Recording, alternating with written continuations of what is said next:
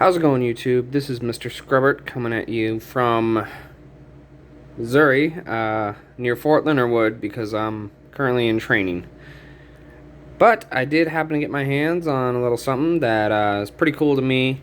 Thought I'd share it with everybody. It's kind of an unboxing, kind of not. Hambone just recently did an episode over this, but I wanted to do my own for my own reasons. So here we have the BBR map of Anniversary, not to be confused with the Global 41. And the reason I wanted to show this today was because Anniversary is probably my favorite next to Global 40, because Anniversary was shown to me by my uncle, and my uncle was the one that he had the original Anniversary, the first edition, and he painted all of his units. He's got like the bases are grass, and he went all 9 yards on it, and I just thought that was awesome. And that was about 3 years ago, give or take, and that kind of really launched me into this mad addiction, this mad habit. And Anniversary was actually my first Axis and Allies game that I purchased and I painted. Unfortunately, though, these pieces that I'm showing you right now, these are my Global 40 set pieces that a lot of people, especially in the BBR St. Louis, have seen, and that's because my Anniversary pieces, like I said, that was my first game, my first painted set. That painting jobs were a lot of practice, a lot of learning, which I'm thankful for, but they are not my greatest paint jobs. So I decided to bring out the cool paint jobs, put it on this new, better version of the map for Anniversary, at least in my opinion, and show you all kind of what it looks like, and show off a little bit more of my pieces.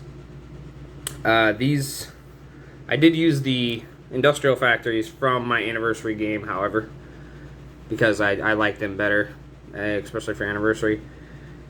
This game by far is probably one of my favorites, if not second to Global, as I mentioned a few seconds ago. I don't know, I feel like it has a good balance.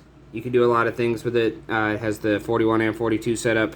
A lot of people like to play either one or switch it up, change it, and there's been a lot of house rules for it. The whole 9 yards.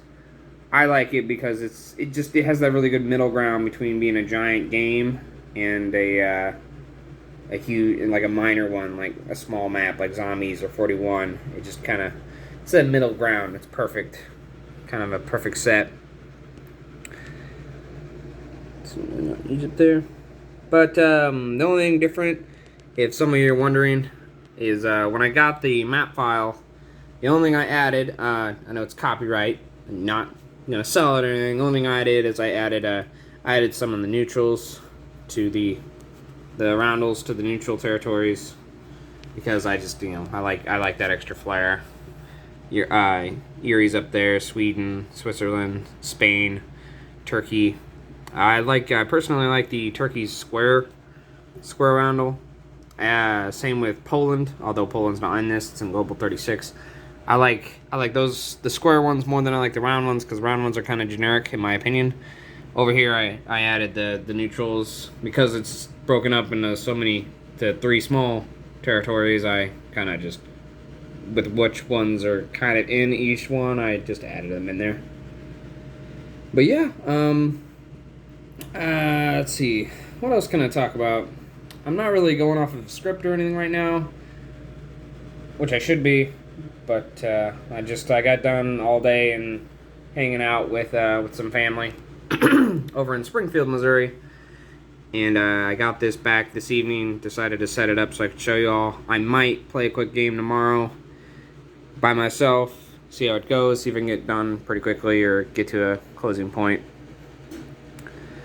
But if there's anything you would all like to see, just let me know in the comments of this video, and I will try and get it done. I guess I could advertise real quick. I do paint pieces for people, if you're interested. Everyone has their own unique version. My infantry, at least in my opinion, they're not outstanding. I think they're pretty good, but I've seen a lot better ones out there. In my opinion. some things are better than others, and other times you can see older versions of things. I really like how my Italian Navy came out. I've had to redo the transports on Germany multiple times.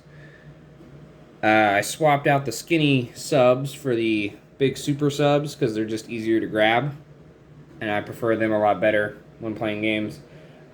These planes need to definitely be redone because they're an old set. They're not one of my new ones like the ones I gave away to the winners at the BBR St. Louis tournament. So there's things I'm constantly shuffling out and bringing in new ones. Case in point, the 1x72s to the actual, out of box infantry. I haven't gotten obviously that far with Japan. They're still kind of out of box. The Zeros, I've redone their cockpits, which I think makes them look a lot better. Detroit, he made the comment, mention, he's like, do you use the magnetic paint? Have you thought about it? And I'm like, yeah, I have, and I just haven't gotten around to it. So eventually I'll probably magnetize my aircraft carriers the proper way with the magnetic paint. Might make them look a little better too. Here we are, the Russians gearing up for...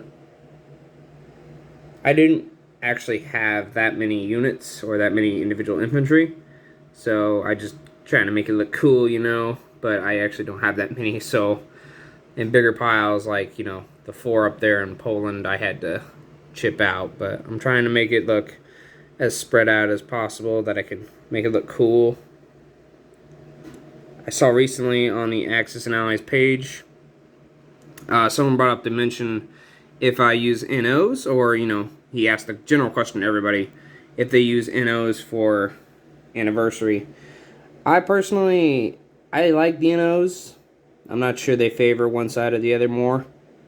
But the one thing I don't really care for is I don't care for technology.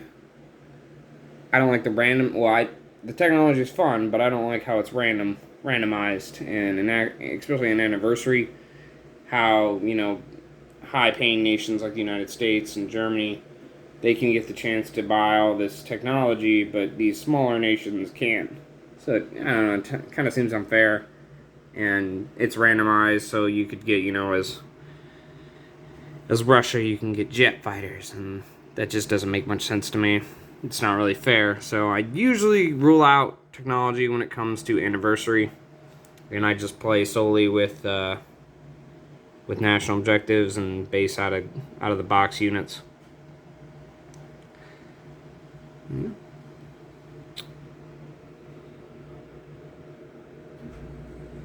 Got a little beret, kind of did the special forces for the guy we've all seen on the news lately. The one that drove the vehicle real crazy like to get away from the attackers while he was moving money in that vehicle. It's a short little clip on YouTube. Really cool. Guy's a badass. But anyway, it's around bedtime. I just thought I'd post this video up, ask some questions. If any of you have any comments or can think of anything or want me to post anything, let me know. I'm gonna try and if I do play tomorrow, then I'm gonna try and post at the end of every round, tell you what happened a little bit, and kind of do a basic recap just of an Anniversary game. One thing I like to do with Anniversary before I go is whenever I implement zombies, which a lot of people don't care for because they like, being semi-historic. When I implement zombies, I tend to use the Anniversary map. It works really well, and it's a lot of fun to put zombies in this game mode, in this map. And if y'all feeling maybe like around Halloween, like that's a good idea, leave a comment. I'll send you my link on how I do it. I change only a few things from the zombies version of the game and put it into Anniversary. There is an Anniversary deck for zombies that you can get on accessanallies.org if you are really interested in that.